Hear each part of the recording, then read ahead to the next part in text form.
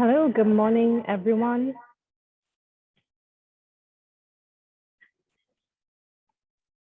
Good morning. We're just about to get started.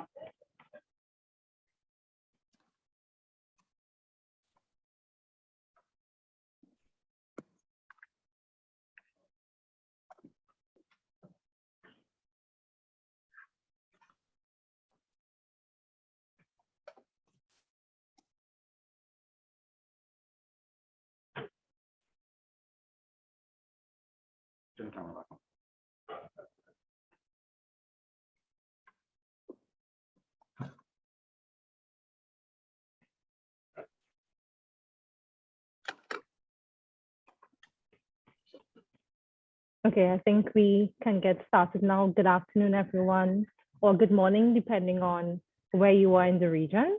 I'll start off by wishing everyone a happy World MSME Day 2022. I'm delighted to welcome you to this special lunchtime chat that will focus on the contribution of micro, small, and medium-sized enterprises to our economies and communities.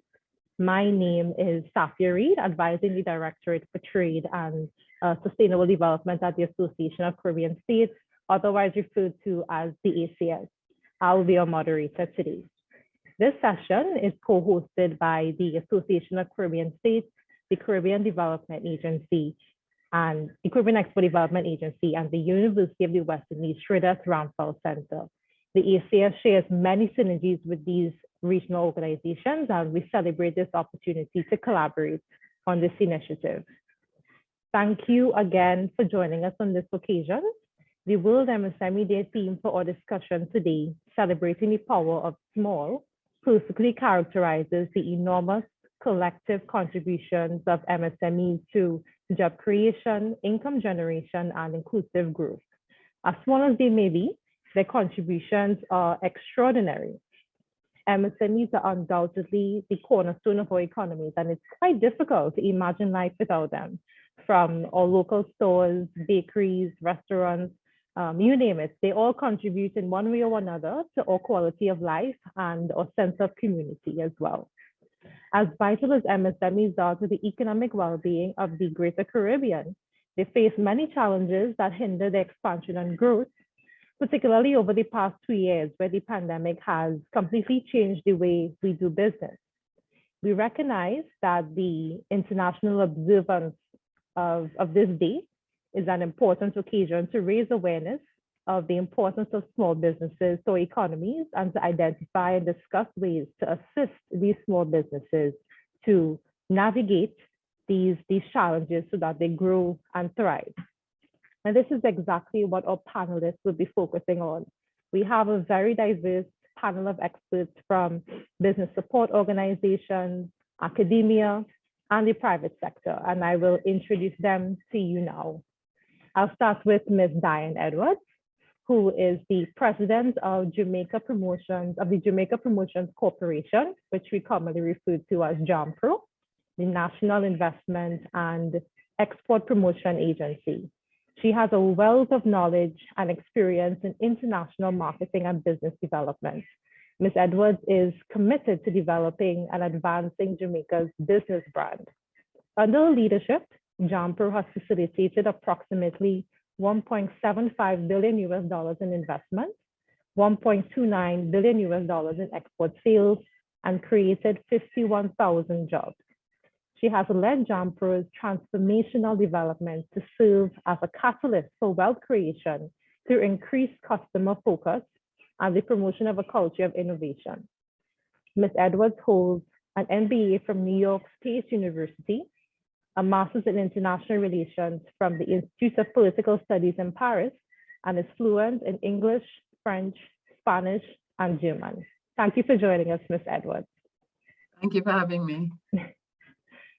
I'll move on to introducing Mr. Ronald Ram Jason Jr., the current Executive Director at Baron Foods Limited, a very well-known Caribbean brand of food products. After 4 years in Canada, Mr. Ramjattan graduated from one of the top business schools in Canada. Wilfrid Laurier University in Waterloo with a bachelor's in business administration and a minor in marketing management. Currently, Mr. Ramjattan oversees the day-to-day operations at Baron Foods with particular focus on the export sales market in keeping with the company's vision of becoming a global leader of high-quality Caribbean-style food products with superior packaging. Thank you, Mr. Ramjattan, for joining us. Thank you for having me. And last but not least, I'll introduce Ms. Ayanna Marshall, who is an attorney at law and international trade expert. Her legal work focuses on international trade law consultancy, business startup advisory services, and she's also a lecturer in the Department of Management Studies at the University of the West Indies, Cape Hill campus. Her research focuses on international business, entrepreneurship, and neurodiversity. She is also the coordinator of the Student Entrepreneurial Empowerment Development Program, a small business development center geared at promoting entrepreneurship among students, graduates of the university, and the general public. Ms. Marshall has over 20 years private sector development experience. Prior to joining UE, she was Deputy Trade Director and International Trade Specialist with the USAID-funded Caribbean Trade and Competitiveness Development Program. She was also Trade Officer at the Barbados Chamber of Commerce and Industry and Professional Fellow at the Caribbean Regional Negotiating Machinery. Thank you, Ms. Marshall, for joining us as well. Thank you. The discussion is going to be a very open conversation between us four. During the discussion, we encourage all our attendees to share their questions for our panelists using the question and answer box. We will try to have as many questions as possible answered as time would permit. I would also like to remind our attendees that simultaneous interpretation is also available in French and Spanish. So to access interpretation, you could just click on the globe icon that says interpretation, and you select the language of your choice, of your preference. So without further ado, I'll pose the first question to our panelists.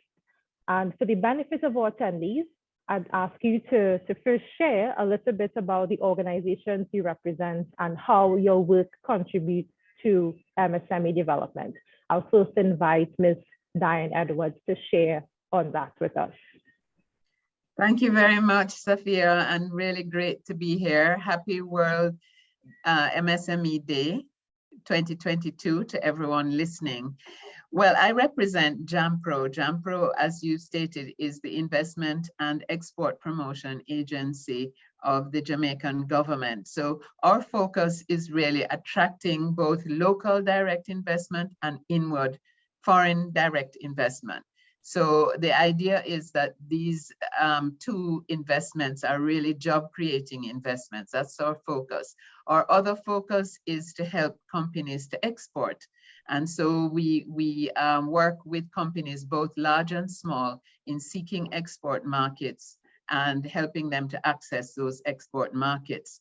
So our focus is not wholly on MSMEs, but we have realized what a driver of economic growth MSMEs are and how important they are to the economic fabric of the country. So in that sense, we have developed a program specifically for MSMEs called Export Max. And this program really goes in depth into the whole process of exporting. So we help them in areas of step-by-step guide to exporting, which is actually a course which we have put on the UE Open University platform. Also to help them to develop market penetration plans, participate in trade missions. We have mentorship and coaching activities, capacity building activities. And then more recently, we are now developing a linkages strategy to try and link our SMEs more closely with foreign direct investors and larger investors so that we can encourage more backward linkages.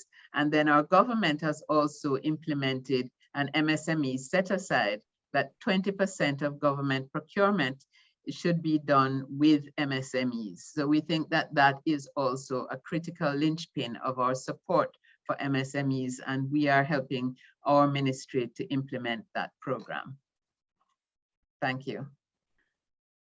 Thank you, Ms. Edwards. It's great to hear about this focus on attracting the necessary investments and financing for MSMEs. And later on in the discussion, we'll get all of our panelists' thoughts on that. But I'll move on to Ms. Ayanna Marshall, so she can share with us a little bit more about how she contributes to MSME development in her line of work. Ms. Marshall, you have the floor. Thank you, and you can call me Ayanna so that we can be totally comfortable. Totally. Good afternoon to everybody, and wherever you are in the world, happy World MSME Day. Well, I am lecturer at the University of the West Indies, lecturer in international business, and I was appointed over a decade ago to coordinate SEED, which is the Student Entrepreneurial Empowerment Development. At the time, we didn't have as much activity surrounding entrepreneurship as we do now in any of the campuses. And so we were a bit of pioneers. And so we had to figure out how to get the work done in the structure, in the existing structure of the university. So we relied quite heavily on our network. We relied on the agencies in the country and in the region responsible for developing businesses and spurring entrepreneurship. And what we ended up doing is establishing a co-curricular course that students could do for credit. I wrote a business plan competition that was sponsored, or that is still sponsored, by CIBC First Caribbean. And through that, we have been able to create a number of businesses led by students and graduates and teams from the university and in general in many areas, ranging from renewable solutions in manufacturing to chemicals and so on, and entertainment, agriculture, and the list is endless. And what we ended up doing was creating a bit of a culture, or at least beginning to create a bit of a culture in an academic institution that was geared at entrepreneurship. Now, entrepreneurial activities are embedded in the university. And so there's a whole framework, that caters to entrepreneurship and innovation. But our program focuses on the students, and it recognizes that from the Barbadian standpoint, it is ambitious to want to create graduates. It is ambitious to make available to so many persons. As you know, the government funds education at the tertiary level without having a commensurate solution on the other side in terms of jobs. So it's a response to the need to help young people create their own jobs. And at the time that we were created, the Prime Minister of the day was calling for creative solutions. The private sector were calling for young people to create their own jobs and so on. And so we answered that call. So we do lots of training. We have been approved as a small business development center by the Cabinet of Barbados, which means that we join a very amazing network of other players involved in small business development. The Youth Entrepreneurship Scheme, the Ministry, the Small Business Association, and so on, who we recently, the trust, the Barbados Trust Loans, all entities that are in their own right responsible for creating businesses and focusing on MSMEs. So this was our agenda, and this continues to be our agenda. And we'll talk a little bit more about it as we go along, because we need more than an hour. Definitely. I know that we're trying to, a lot to discuss, as you say. It might take us all day to really get to the crux of these matters. But I love the work that you're doing and how it is contributing to the development and promotion of that entrepreneurial culture. which Thank is really you. important to the growth of MSMEs. Thank you, Thank you, Ayanna. Mr. Ramjattan, who is representing well, the private sector perspective in this panel. We would love to hear from you about the business expansion experience of Baron Foods Limited and what has that been like? I'm sure there are many small business operators connected who could learn a thing or two from that experience. Thank you, Sophia. So good afternoon, everyone. So let me first give a little bit of a background. We started operations in 1991 at our current location in Beaufort, St. Lucia. We started with only 23 Nous avons commencé avec 22 produits et 15 employés. Aujourd'hui, nous fabriquons plus de 165 produits, des sauces, des condiments, des épices, des boissons, et notre équipe est de plus de 190 employés.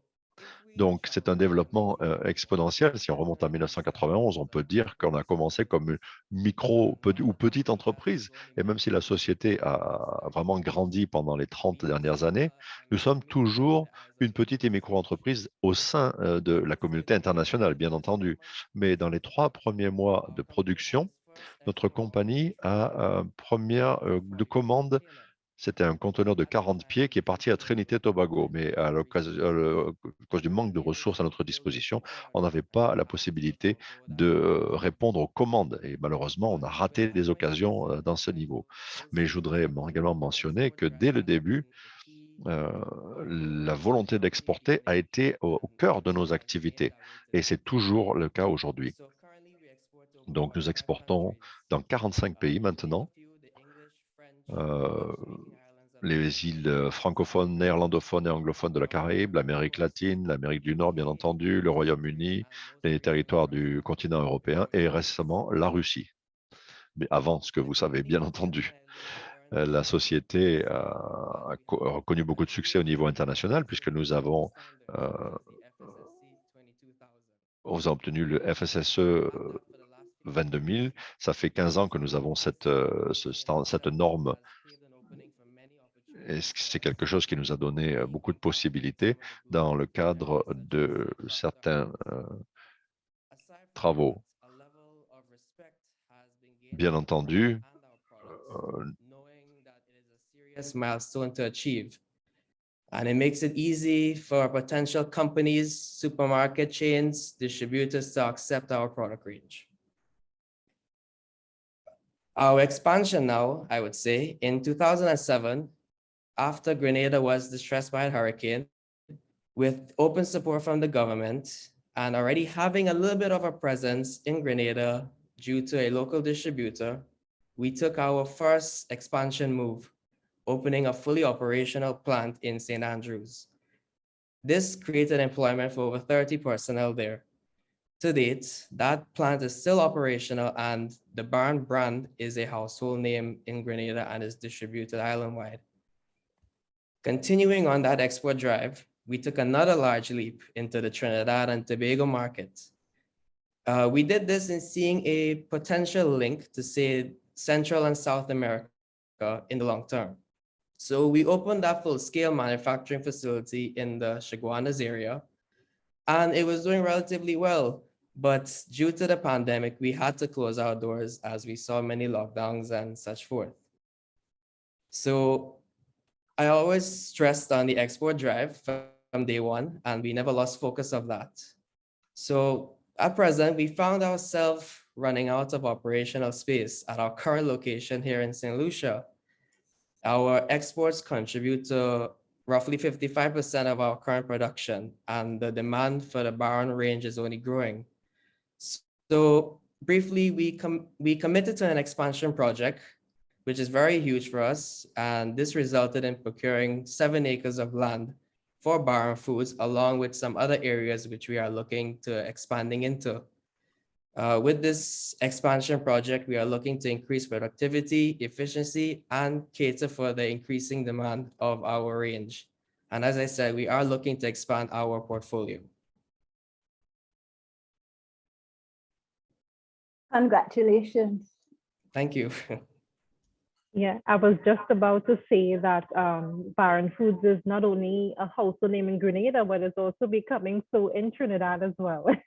So it's quite a story with lots of learning experiences and so on for other small businesses who may also be considering venturing into other markets as well. Now, I want to direct our attention to the chosen theme for World MSME Day this year, which is celebrating the power of small. The power of small. We talk so much about how MSMEs contribute, but what does this mean to you? The power of small. I'll start with Ayanna to get her thoughts on that. Okay. Before I start, I wanted Ronald to give you a great congratulations, because I worked at the Chamber of Commerce in 2001. And I don't think it was you. It might have been No, your it dad. might have been my father, yes. Right. And that was when Baron was starting out. It was active in the regional trade negotiations, discussions, and so on. But to hear what you have accomplished in 2 short decades, this is what we want, Safia. This is what we want to start. So when you ask me about what small means to me, and this is kind of like my life's work. So I started out back in those days, trade agreements, and we had Janive talk in the introduction about the work that the center does.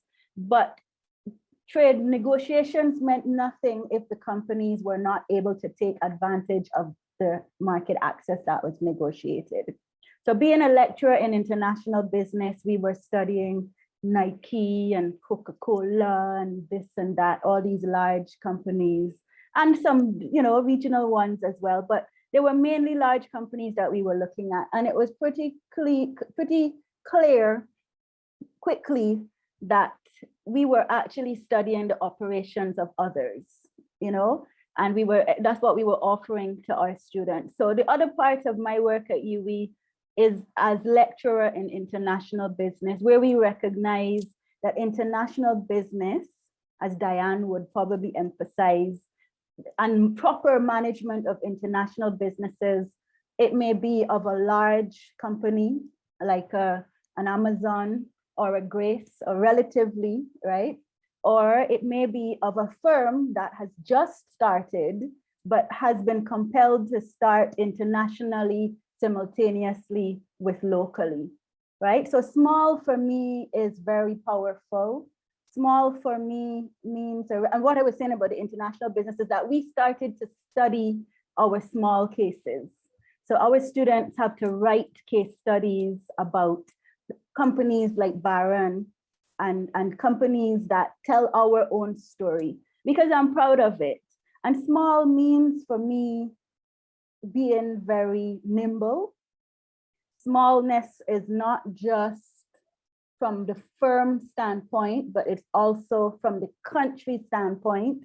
And you know that our leaders, our Prime Minister has been at the forefront of making the case as to how smallness affects us from a climate change point of view. But within the business context, it means that we have to create the next wave of businesses. So in my march between 2000 to now, I have seen a number of Caribbean businesses, Caribbean brands, go out of ownership of the Caribbean. And that's fine, right? Because if your brand is competitive and your brand is fantastic, it means the rest of the world is going to want to acquire that. The rest of the world has the financial wherewithal to do such. But it means that we as Caribbean countries, small countries, have to keep replacing those companies, right? So we need to replace that previous wave with the next wave of businesses. So while I teach my students about Grace and Massey and Goddard's and automotive art and so on, you saw what continues to happen, so Sol and Inter-America Trading Company, all of those have been acquired. And so our challenge is to ensure that that next wave of companies is created. And that wave now, because of technology and so many things that are different doing business in our time to how they were 20 odd years ago means that tiny companies, micro companies, startups, the men on the side of the road and so on, which is why you see so many initiatives among our governments in supporting these unlikely business characters, right? They now have a chance to leverage the technology and leverage other things, leverage the crisis, you know, that we're responding from in terms of this pandemic. And we were in crisis mode even before, you know, to create that next wave. So that is my life's work. And that's how I see small Jamaica. I'm gonna steal Diane's thunder, because Jamaicans have an expression called little but tallow. You know, we are small, but in Barbados, we like to talk about punching above our weight and so on. And it really means responding to the challenges. The world expects you not to be able to respond. The world expects you not to be able to lead, you know, and I like my students to reflect on the many ways, the myriad ways in which our region has led the world, you know, and how much we've given to the world. Quickly, in Barbados, I'll just, you know, I told you I made that excuse. This discussion can be long, but Barbados has just become a republic, right? And it's the final stage of independence. And so that also translates into, so that cleaving, that small country saying that we are continuing that process, you know, or finalizing that process of independence has to translate to firms, right? So that we have to start embracing further our local products and services. You know, we have to start, we're not isolating, I'm not advocating isolation, but we have to understand what it means, you know, to be independent, to be a republic, you know, and this is what we interrogate among the students and the entrepreneurs and figure out what that means from a business standpoint, you know, not just as a creator or a manufacturer, but also as a proud consumer of Caribbean products, you know, and small is mashed up in all sorts of different things for me. And it's a very special time, you know, and it's a very special moment. And I enjoy sharing it with my students and the entrepreneurs and all of the entities that are involved in supporting MSMEs. Mouthful. Yes, you've certainly given us a lot to reflect on. I like the use of the word nimble in giving reflections on small businesses, because I think that one advantage small businesses have as opposed to much larger firms where they are set paradigms. MSMEs certainly have more scope to be nimble and explore novel, fresh ideas, to create new products and services and innovate, you know, different processes and more optimal ways of doing things. So that's a very good understanding of what it means to be a small business. I will now invite Ms. Diane Edwards to share her thoughts on the theme, the power of small. Sure, thank you, Sophia. You may call me Diane as well. So Ayanna did definitely steal my word, little but talawa. That is what we say in Jamaican. Talawa means strong and powerful. And I think that is what small in size but big on impact means. And that's really what I think small means to me, because 90% of businesses across the world and more than 50% of employment is really in MSMEs. Formal SMEs actually contribute up to 40% of national income or GDP in emerging economies. And that's really, really critical. I think that what we have to remember is that almost all of the large companies that Ayanna mentioned were small companies in the beginning. They started off tiny. I mean, even if you look at Grace Kennedy, at Jamaica Producers, at J. Nephew, these are all companies that are, some of them over 100 years old. Grace just celebrated its 100 years. J. Nephew is over 250 years old, but they all started from tiny, tiny beginnings. And if you look at a company, for instance, like Walker's Wood, which is a Caribbean food company, somewhat similar to Baron Foods in terms of their trajectory, you know, you see how small can actually be a competitive advantage, because sometimes small means definitely nimble, gives you the opportunity to have a first mover advantage and to innovate. And I think that that is really critical. What we see in Jamaica is over 80% of jobs in Jamaica are from SMEs. 40% of working Jamaicans are self-employed. And this is really critical. What I think we need to be doing is to supporting this sector much more. I know we're going to talk about finance, but finance is one of the critical areas where we need to support this sector more. But we also need to give people more formal business training, because a lot of people are what I call entrepreneurs of necessity, not entrepreneurs by choice. And so they don't start up a business with a proper business plan and a set of objectives. They just start it up because they have issues. They need to put food on the table. So I think we really need, as governments, as institutions, as universities, you know, seats of higher learning, we need to be helping entrepreneurs to achieve their goals in a much more structured manner and give them access to the formal economy. One of the biggest challenges we have is formalizing these small companies and getting them into the formal system where they can have access to finance and other things. I think two of the critical areas that we see in Jamaica that small really means an advantage is in the creative industries, because most creative practitioners are very small and are some of them one-person operations. But we've also seen what a powerhouse music can be across the globe for the entire Caribbean. And we've seen that that's from that smallness and individuality, we can get a high level of creativity. And I'm very proud to say that one of our creative companies, the lab, it's called Limnas and Bards, has actually listed on the Jamaica Stock Exchange.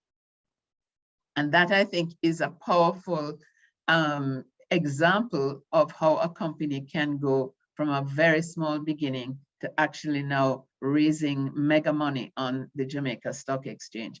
That's a junior stock exchange. So I think there are a number of ways in which we can really support our MSME sector more and help them to expand beyond that initial idea.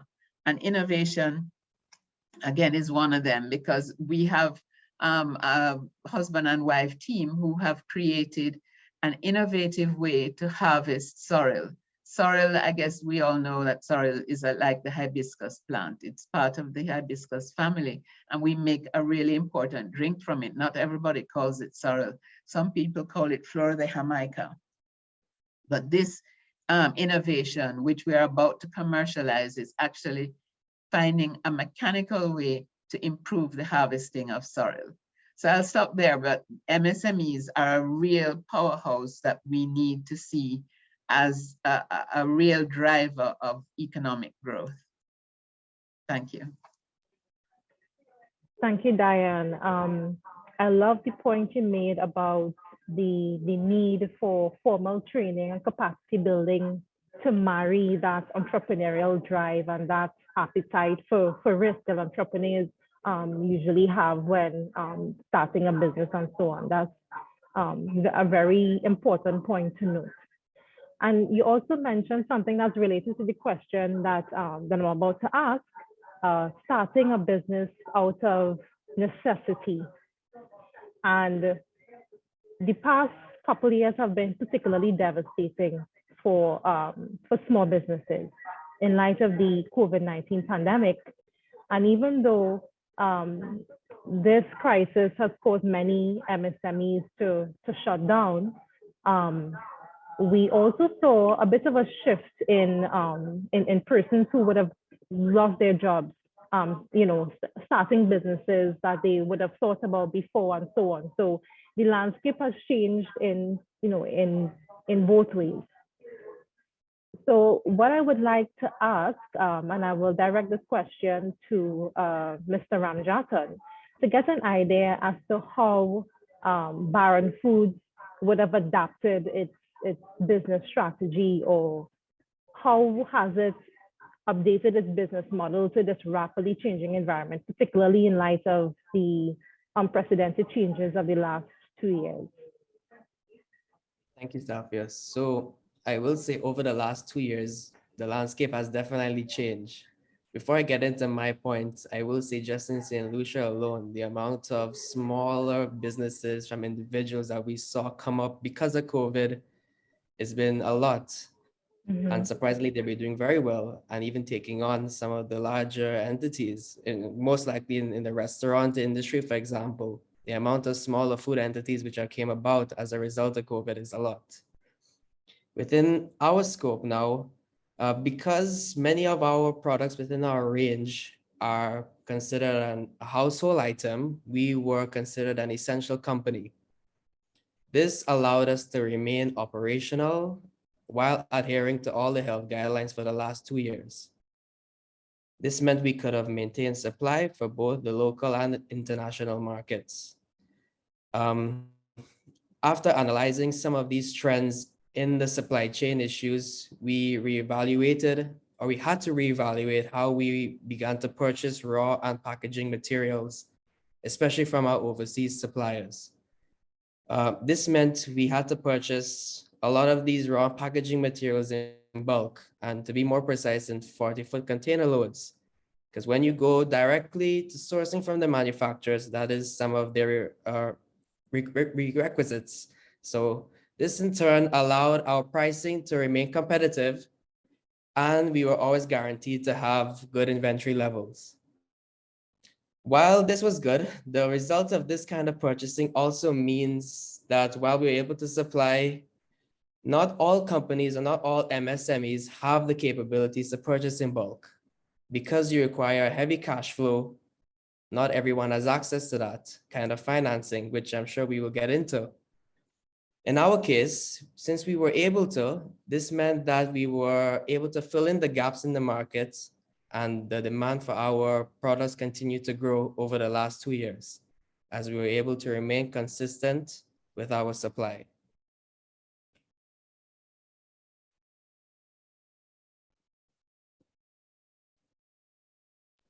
Thank you, Ronald. I will also like to hear from Ayanna, just to hear about how you would have assisted in your line of work, MSMEs or entrepreneurs, to weather the storm of the COVID-19 pandemic and to become more resilient to those changes. Yeah. What I wanted, when I reflected on this, I realized that resilience and sustainability have been silver threads running through our work from the very beginning. Now, when you are involved in doing work without resources, you have no choice but to learn how to make $1 out of 50 cents, or to make a house out of a coconut leaf or what have you. And our strategy at UE, our long-term strategy for the strategic plan, the current one, and probably the previous two, if my memory serves me correctly, talk to resilience, talk to sustainability, and it's also a priority of mine. So even before this pandemic came, and we did have fallout, because we had entrepreneurs who, for example, they ran their business, they continue to run their business. I remember these are micro, but they sought employment otherwise and so on, because Barbados is 90% plus service dependent, and within 90% is tourism is the predominant sector. So many of the industries are anchored on tourism, and that's obviously something that planners are looking at now, while recognizing that tourism, there's a lot of infrastructure invested in tourism. So you still want to ensure that it is, maintained on a certain level. But before COVID, we were looking at how we can use the materials that are available to us, the materials that are wasted, the materials that are free, and so on. So when we discuss our, in the ideation phase among, in terms of the training that we provide to entrepreneurs, we encourage them to look at their environment. And and not just the green environment, the total environment, the business environment as well, the social environment and so forth, and try to solve problems. So we started to look at sargassum in 2015, when the beaches, again, the tourism nexus, the beaches were strewn with this smelly thing. And as a result, we have the world's first health and wellness company dealing with sargassum, Oasis Laboratory. Thank you. And that's our student. Of course, the continuum in terms of our work is that those students are graduate, 2 men, they're graduates, they're chemistry graduates, right? And their teacher, Dr. Popuri, they're I don't remember which subject, they were looking at using these things, whether it was sargassum and so forth, to come up with products, and of course, as chemists, they're looking at the chemical viability and all the other scientific stuff that I couldn't tell you about. And then we help them to make the business case in seed, right? So the point I'm making is that Caribbean people, to go back to your question about small, we don't have a whole lot of luxuries. So we have to look at issues affecting our environment and so on. So the last winner of the competition is using, again, a chemistry student. I believe she's a chemistry graduate, Eco-Myco.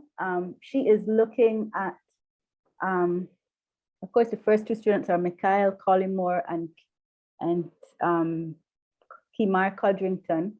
But we now have the last winner, the reigning winner, is using sargassum and clam and cherry and all of these different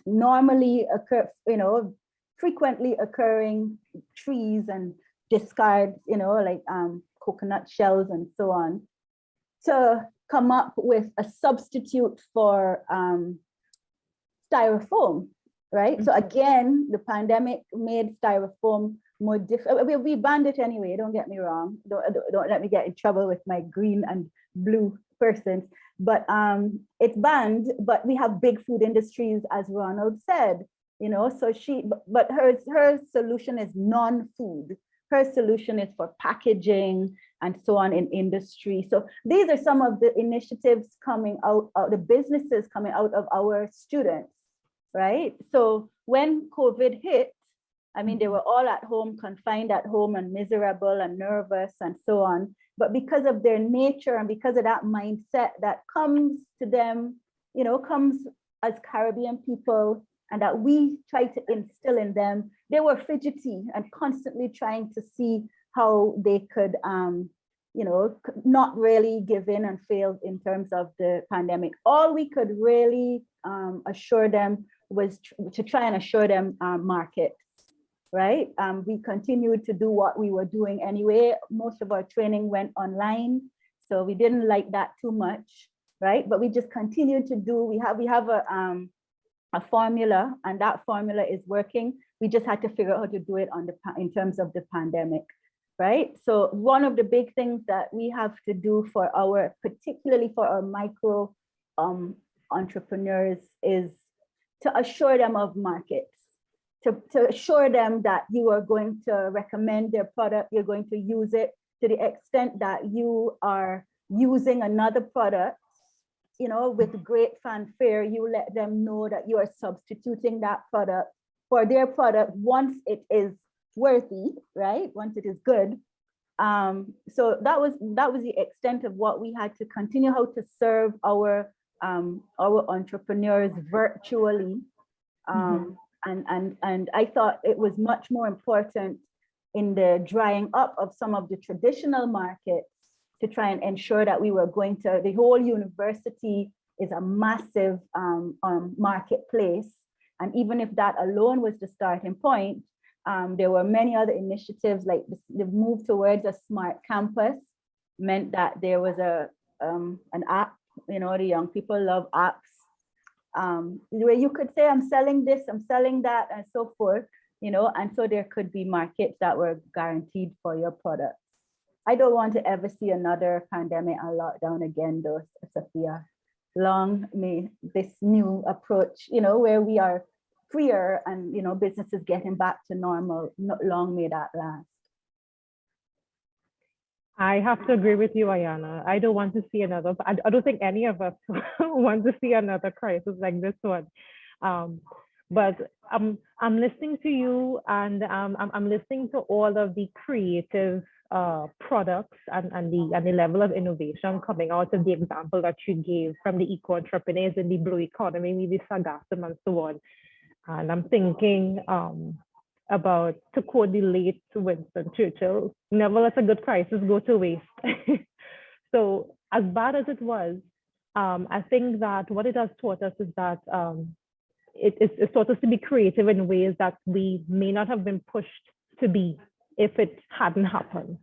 So it's really to capitalize on the need to create the solutions that we need, and that's what the crisis has done. If we were to ever identify a silver lining at all, as devastating as it has been, because it's still continuing.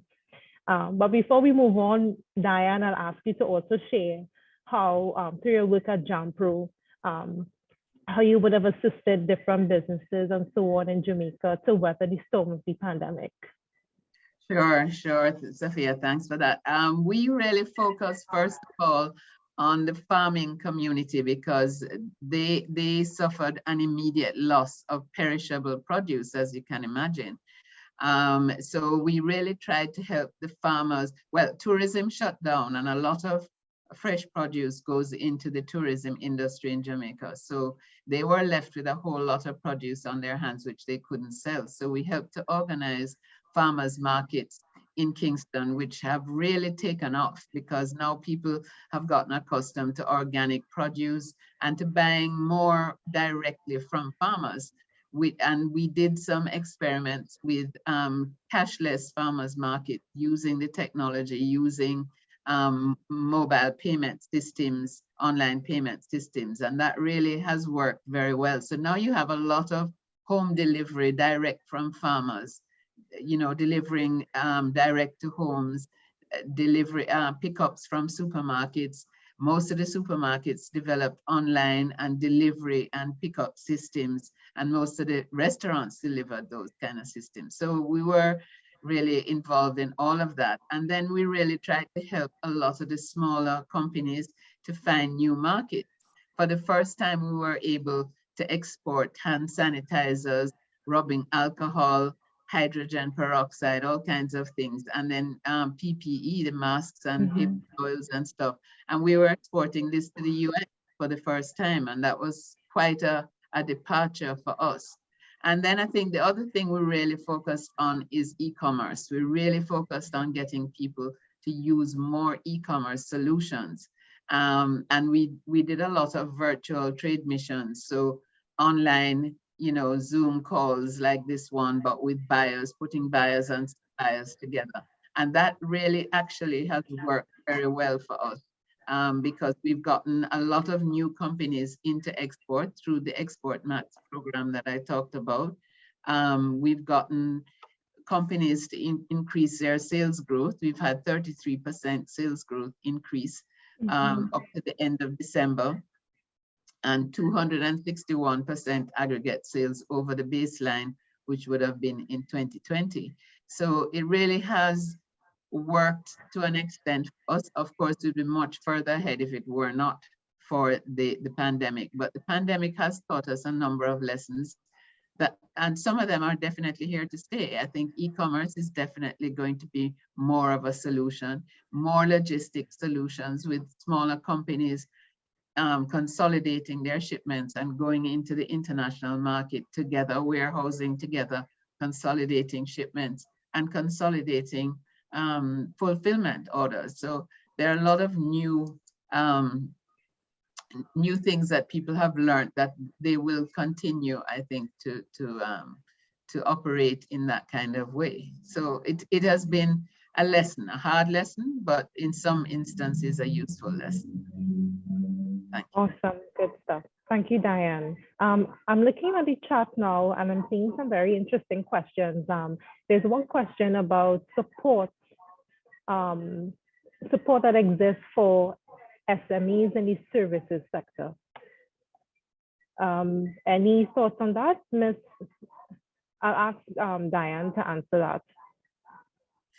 Yes, the services sector, we do have a section of JAMPRO that looks at the creative services sector. We do have a section that also focuses on BPO and outsourcing, and then small tourism services. So we have quite a number of service offerings, and you know, the challenges that they have in services are very similar to the goods producing. I would say, however, that the services sector is much less well organized. And I think the organization is critical because it is by pooling and sharing the issues and the challenges that you can start to overcome them. And also, I think in terms of marketing, a lot of what we need in service development is marketing of services, properly packaging services, and capability statements, I was saying in my response to that person. I think we really need to develop more collaborative instruments because a lot of our MSMEs want to go it alone, want to be very individualistic.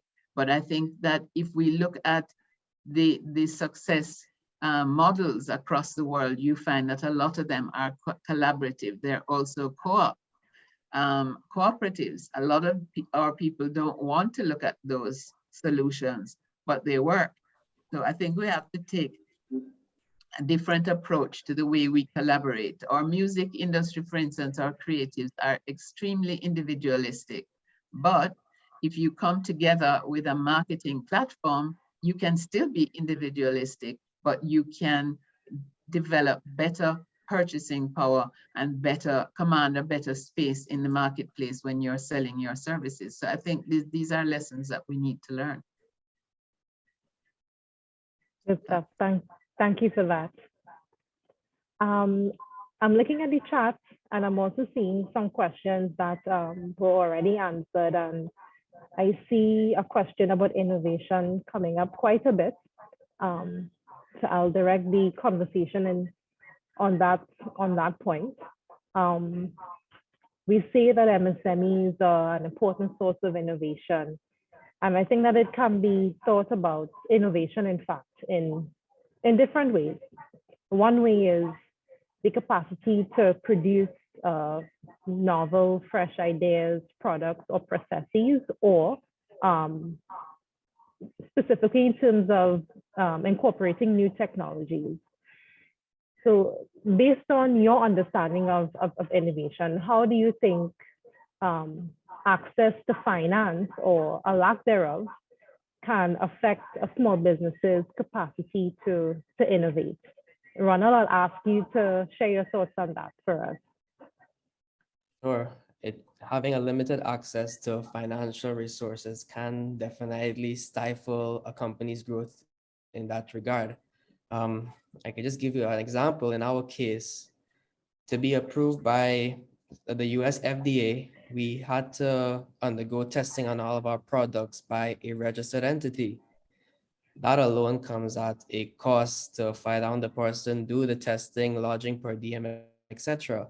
And if a similar company does not have the means to afford this, they will be unable to export their product in the same way that, say, another company would into the US market. That is just one way of innovation. Another way, as I would have mentioned, is we have our standards too. Again, to do the audits, all of this comes at a cost. And when you're exporting, you want to be sort of get yourself on the same level field as some of the other companies out there. So all of this does come at a cost. And having limited access to finance can stifle innovation in that regard. Likewise, in many other aspects with technology, making the investment to certain areas, it all comes at a price, and having that limited access can affect that. Mm-hmm. Absolutely. Ms. Diane, Ayanna. I was just about to ask you to intervene on that because we had alluded to it in your in one of your previous remarks about how JAMPRO would have assisted small businesses with access to finance and so on. So you could just share your thoughts on how business support organizations like JAMPRO can help small businesses access that financing that they need and that they're so challenged to access from formal credit facilities and banks. So yes, great question. I think the whole financing question is a very challenging one.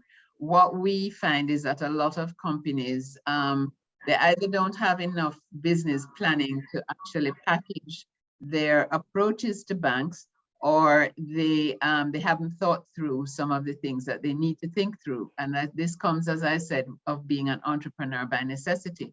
So what we have had to do is try and help them get into a more formalized project packaging approach and business planning approach.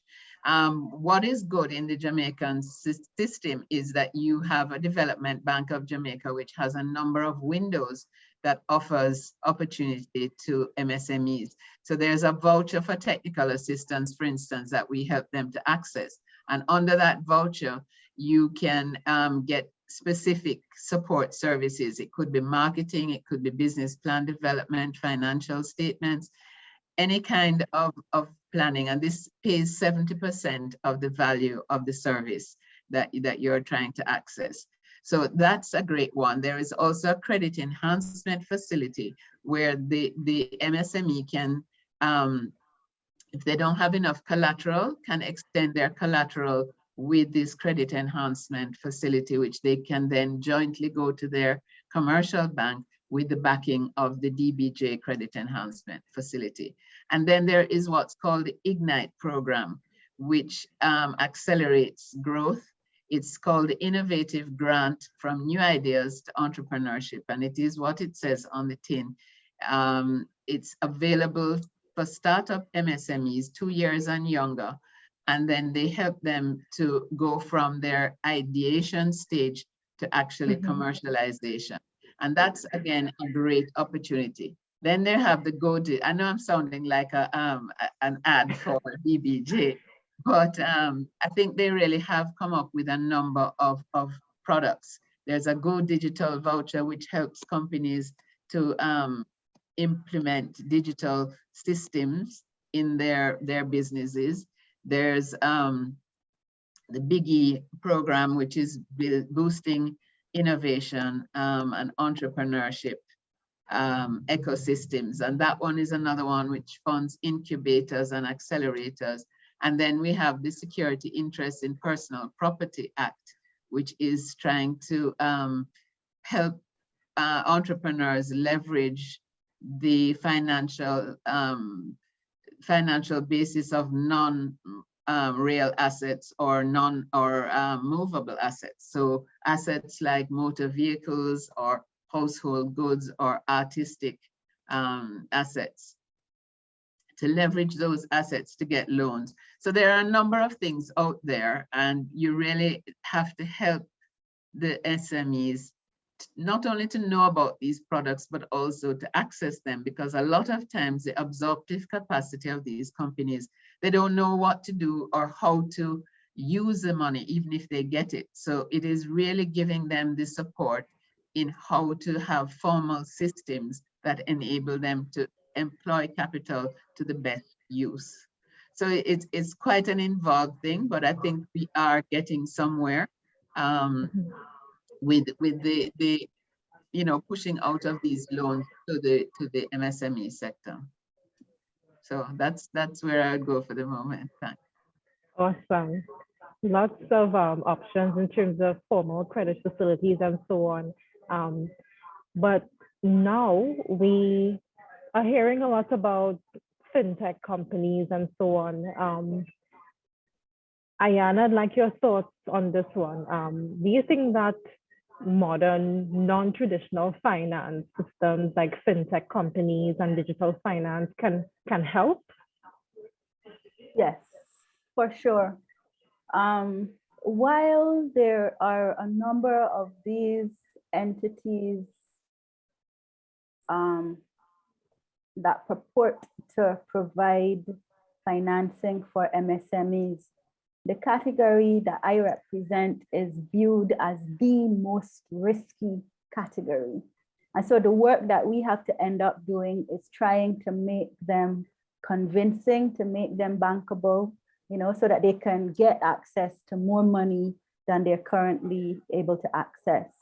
I see that somebody has mentioned in the discussion, you know, the issue of formalization. A number of our companies haven't gone as far as to formalize, and the new agenda at UE is to try. I forgot to mention that we have a new MSME center that consolidates everything. You know, there's some nice digs, so the entrepreneurs like to come there and so on. But that perennial problem of financing remains. So the more of these alternatives, the better. The more technology-driven alternatives, the better. In the area of art, we are trying to get on top of the issue of opportunities in terms of the sale of NFTs. You know, we have persons in the broader network that are able to sell their NFTs online. And the payment that is received, it could be using a traditional Visa card, but it is very often using a non-traditional, you know, payment for these online opportunities. So I don't want us to dive straight into without understanding the opportunities. We have had some fits and starts. You know, our students, our entrepreneurs are very interested, but I would like us to ensure that the support that we are providing is on education first, so that they understand, so that we know what platforms are safe to use and so on. Some of the creatives are using the platforms that they have to provide information on, you know, on like their huge Instagram following and Twitter and so forth. I like it because they're using these platforms to educate other entrepreneurs about opportunities online. But I don't want that. So the answer, you know, the long and short answer is yes. I'm very much excited about these opportunities, but I would like us to understand fully what we are getting our entrepreneurs into before. Very, very quickly on the issue of formalization. I know you didn't ask, but it's related because you're not going to be attractive, you know, unless you are formalized. We have some, we do incorporate some of our businesses, but the person, I don't remember who it is, the point that they have made is that these businesses end up, you know, trying to operate without necessarily being incorporated. You know, they'll be registered and so on. And one of the other things that we can interrogate on World MSME Day that is related to finance, access to finance, and not being perceived as this big risky, you know, some punk that has started a business because they don't want to, you know, whatever. But is to explore the role of incorporation. And of course, there are two schools. Barbados has a new unprecedented corporate tax rate of 5.5%, which is a big deal. But then you still have all sorts of other obligations. And so we have to advise our clients suitably. In terms of the access to finance, we are part of a network. And so that network includes the BIDC, which is now focusing on exports. So a lot of the work in terms of startups has been shared among the rest of us. But obviously, you know, you can imagine the kind of support that they are providing to exporters and potential exporters. Part of our network also includes fund access, which would be the equivalent of the development bank, I believe, you know, in terms of finance, favorable finance. Of course, part of that network is also the not newly, but within the last few years established trust loans program, which provides a loan to those previously not taken seriously entrepreneurs, trains them or exposes them to training and so on. Then of course, within the network, You have as I mentioned before, the SBA, which is a network of the players, the companies and so on, the buyers and sellers and users, the consumers and so on of small business. So the access to finance may not necessarily be that you are approaching the financier, but it may be that you have attended seed and you have, made it clear that you are bankable. You have written a business plan. There's still, the jury is still out as to whether banks want this big, fancy, elaborate business plan or a more simple one. We are preparing our entrepreneurs to have all, right? And then you can move along that network and access the services, the financial services, or indeed continued training services and so on. I should indicate that we at the university are in discussion with some of these financing entities to train their clients, so that there can be a stamp of approval saying that they have done X training and they have access to mentors and so on. And therefore they're less risky, and that we are going to continue to walk the journey with them, so that so the investment is not lost. The investment in them is not lost.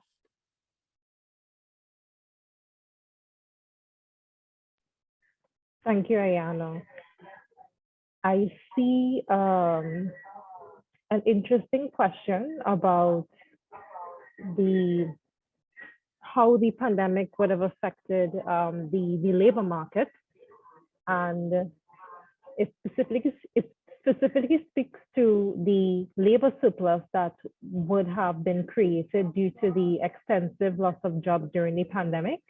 But in spite of that, most SMEs have been experiencing labor shortages as staff left for new opportunities abroad or higher paying jobs, causing a brain drain in the market.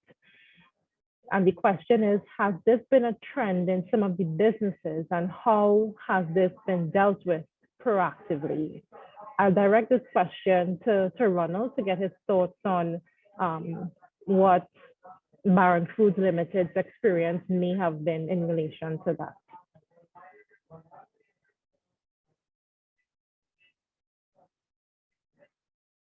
Well, Safia, of course, we definitely would have expected a labor surplus in the market, but we are seeing that post of the pandemic, a lot of our workforce, they are looking to go abroad for new opportunities or a higher pay.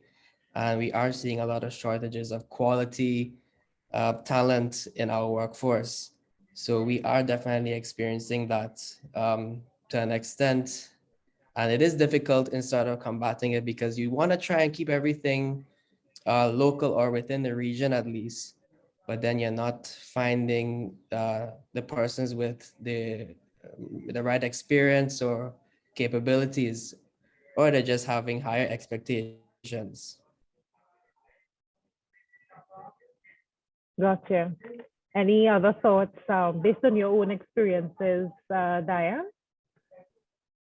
Well, I would say that there is an issue of brain drain, definitely. I think a lot of people lost their jobs during the pandemic, and Canada and the UK are becoming particularly aggressive in recruiting people from the Caribbean, particularly medical personnel, but also teachers. We have about 400 teachers in Japan, for instance, and I don't know what the number is for China. So yes, it is becoming more and more difficult. What we're finding, a labor shortage in tourism, for instance. Even the BPO sector is talking lack of personnel in the supervisory and management level. So it is a challenge, and I think we are going to have to face that. We have to do more training of our people, because we still have too many of our people who don't have qualifications, and so therefore can't really fulfill. There's a mismatch in the job market, because there are jobs, but we don't have the expertise, and particularly the certified expertise, to fill those jobs. So I think that is going to be a big problem for the entire Caribbean going forward, and we have just got to upskill our people and make them job ready. So that's one thing. I also wanted to speak to something in the chat where they're saying that the problem with finance is that the banks don't understand the payment systems. I think the banks do understand. The problem that we have is that a lot of our banks are risk averse and they're not development banks. So we really need to start thinking about more creative solutions for MSMEs. So one of the things that I was surprised when I came back to the region that we didn't have is factoring and invoice discounting, because this is one of the best ways to help MSMEs deal with the turnover cycle for financing. But I see that this is something that is now being adapted by banks. So there are ways to mitigate the cash flow issues, but we have to just get a lot more creative about it. And I think the more that banks realize that they have to become financiers of the productive sector and not just passive investors in stocks and bonds, I think this will start to change the picture. But it is a tough one, and I fully accept that. Certainly, certainly. I see some very interesting questions coming through the chat. I think this one, I'll direct this one to you, Ayanna. It's related to entrepreneurship and how the pandemic has affected this renewed focus on entrepreneurship. I'm paraphrasing, but I'll read it to give you some more context. And I quote, "So many persons are not looking at entrepreneurship differently. This renewed focus on entrepreneurship was catalyzed by the pandemic, which saw the uncertainty and risk associated with traditional employment compared to the risk associated with entrepreneurship. Given this shift, how has the pandemic affected the MSME's landscape in terms of the opportunities, technology, and financing?" Greetings, Gavin. Trust Gavin to give me a hard question. Well, in Barbados, we, just before the pandemic, when the government was changed in 2018, the economy was reorganized. And you actually saw persons companies like, state companies and so on being reorganized, and some persons were laid off. Now we captured those persons, so we ended up adding another course, another round, or another series to train those persons who were employed at a state corporation for many years, probably bored as ever, because when we started to counsel them, we realized that they were sitting on a number of skills, right? And in our organizations, we are now going through another set of reorganizations of these entities. But in our organizations, you might do a particular function, and you do that every day and you'll get paid and so on, and your brain becomes a little numb, right? But when you start to explore an alternative, whether it is from an opportunity standpoint or whether it's because you are laid off, then you have to dig to the back of those, to understand all of the areas in which you've been trained. Barbados is a country that has access to training,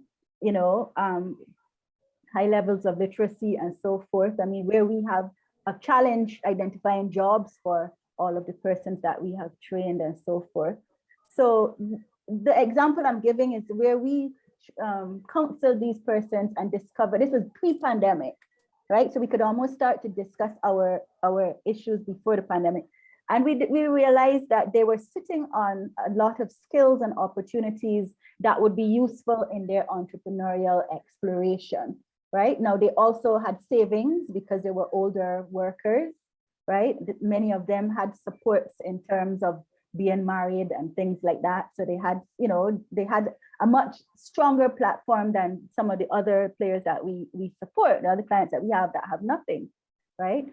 So that to me was a bit of a crisis before the pandemic arrived that was helping us to prepare for what would happen during the pandemic.